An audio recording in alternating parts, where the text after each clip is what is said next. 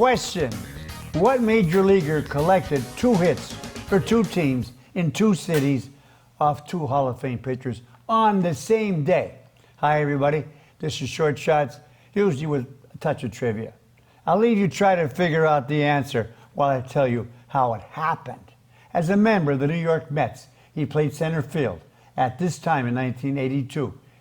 He stroked a 2-run single off Ferguson Jenkins in a Met win over the Chicago Cubs at Wrigley Field.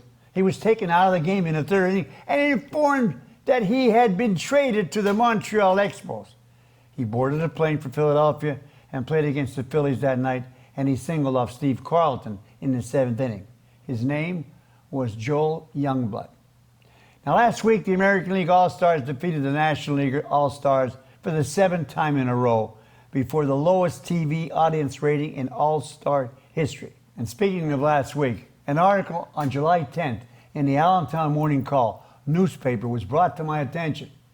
As a player at Allentown Central Catholic, who won the 1952 PCIAA state title, and Northampton, 85-year-old Joe Ludruff got to play in every gym in the Lehigh Valley League and the East Penn League. 2 years for the Concrete Kids and the senior season for the Vikings in 1952. All league in both. He recalled all the unusual gyms he played at. This is what he quoted about Hazleton. Quote, "The St. Joe's gym had a food stand right under the basket, and people would be in line. You could almost taste the popcorn when you went up for a shot. Teddy Glass, a prominent referee, once had fans throw popcorn at him, and the game was stopped so they could clean up the popcorn," unquote. Sorry, Joe. You never even played at St. Joe's. You did play Hazleton here on February 8, 1952, and your ACC did beat the Mounts 67-58, but the game was played at HHS. St. Joe's did not open until 6 months later in mid-December for the 1952-53 season. But that doesn't matter.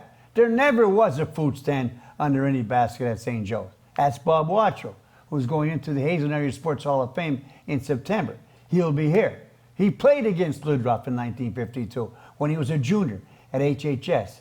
Watchow was in for the Mounts, was high for the Mounts with 15 points, and Franny Patton had 14. I was one of over 1,500 bodies that were packed in like sardines at the castle.